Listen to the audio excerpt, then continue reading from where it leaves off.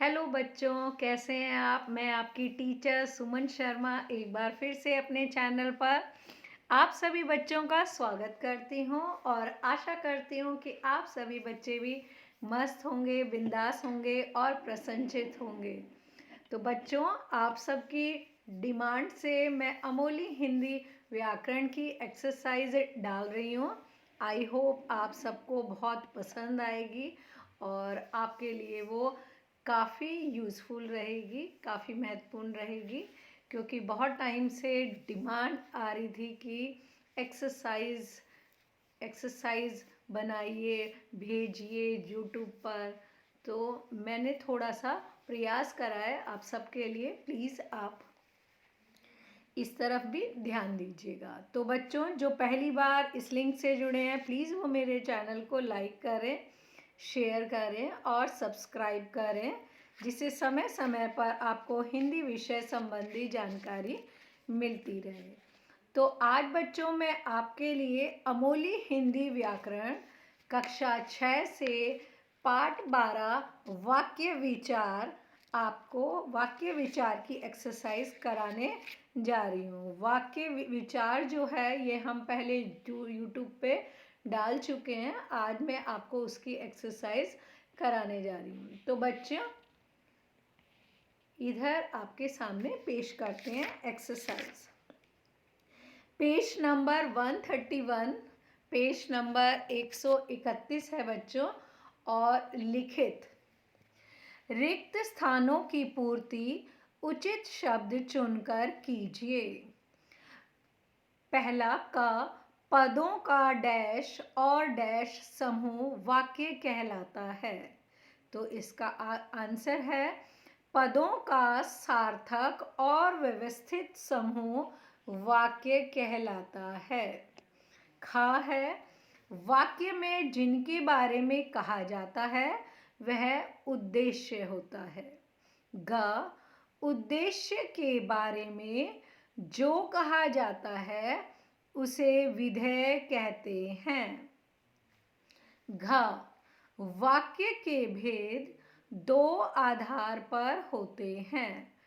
पहला रचना के आधार पर तथा दूसरा अर्थ के आधार पर। अणा डैश के आधार पर वाक्य के भेद सरल, संयुक्त और मिश्रित होते हैं। जवाब है रचना। प्रश्न दो है बच्चों।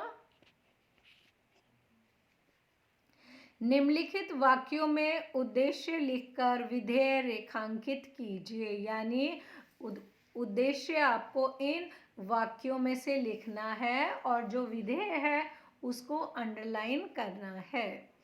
जैसा कि का निष्ठावान कर्मयोगी ही सदा ऐसे काम किया करते हैं।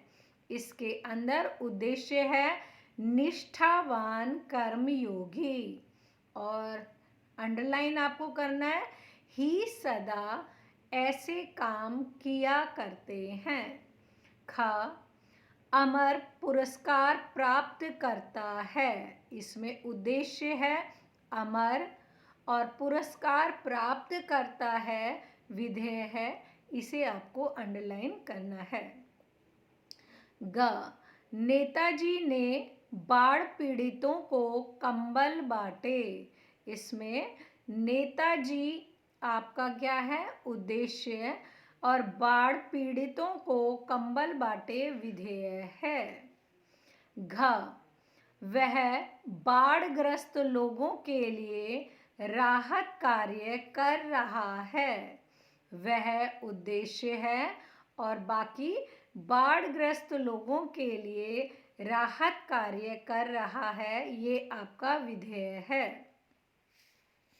अणा बच्चे फूलदान में फूल लगाएंगे। इसमें बच्चे उद्देश्य है, फूलदान में फूल लगाएंगे विधेय है। च बुमराह आज अच्छी बॉल फेंक रहा है।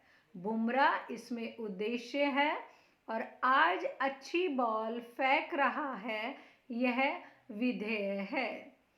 प्रश्न नंबर 3 करते हैं। प्रश्न नंबर 3 में पूछा गया है,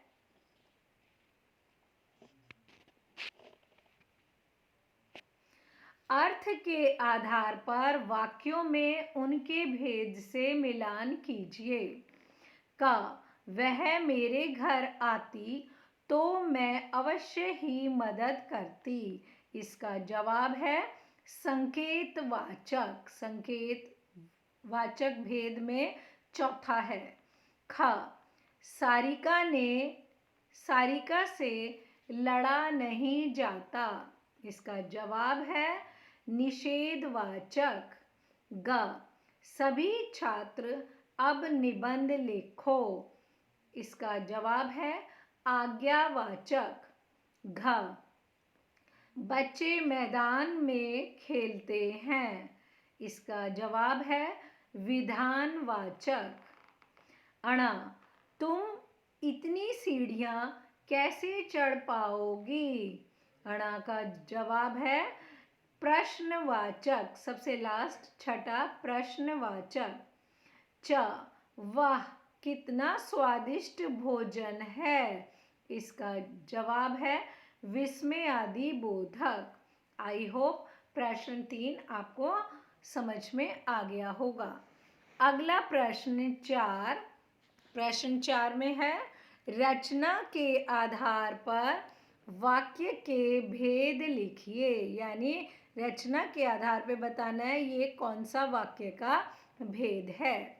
पहला, का जाड़ों में गर्म पानी से नहाते हैं। सरल वाक्य। खा वह लड़की जिसके बालों में फूल लगा है, कॉमा मेरी बहन है। मिश्रित वाक्य। ग रोहन बाजार गया और बहुत से फल लाया। संयुक्त वाक्य। घ कल नेताओं ने बापू को भावभीनी श्रद्धांजलि दी। ये एक सरल वाक्य है।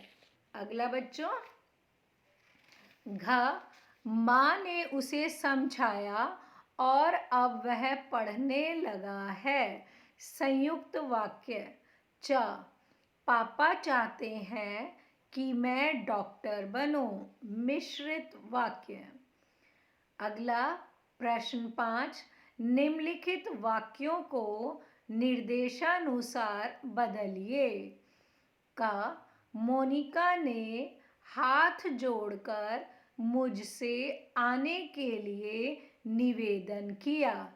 इसे आपको बदलना है संयुक्त वाक्य में।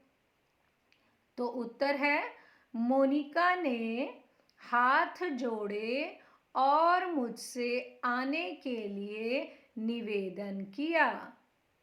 ख प्रश्न, जंगल में जाकर अशोक ने पेड़ से फल तोड़े। इसे आपको मिश्रित वाक्य में बदलना है। जवाब है, अशोक जब जंगल में गया तो उसने पेड़ से फल तोड़े। ग प्रश्न, जिस घर में आशिया रहती है वह उसके चाचा का घर है। इसे आपको सरल वाक्य में बदलना है। उत्तर है, आशिया अपने चाचा के घर में रहती है। प्रश्न 6, निम्नलिखित वाक्यों को उदाहरण के अनुसार लिखिए। का सोनम की सुंदर लिखाई देखकर मुझे बहुत खुशी हुई। उत्तर, सोनम की सुंदर लिखाई देखी, इससे मुझे बहुत खुशी हुई। अगला प्रश्न, ख सौम्य ने सुबह उठकर कविता याद की। उत्तर है, सौम्य सुबह उठा, पूर्ण विराम, उसने कविता याद की। ग सभ्यता ने मधुर गीत गाकर पुरस्कार प्राप्त किया। उत्तर, सभ्यता ने मधुर गीत गाया, पूर्ण विराम, इससे उसे पुरस्कार प्राप्त हुआ। घ स्मृति गृह कार्य करके खेलने चली गई। उत्तर है स्मृति ने गृह कार्य किया पूर्ण विराम, इसके बाद वह खेलने चली गई। आई होप वाक्य विचार पाठ की एक्सरसाइज आप सबको अच्छे से समझ में आ गई होगी और आपने इसे कर लिया होगा। ओके बच्चों, बाय, टेक केयर।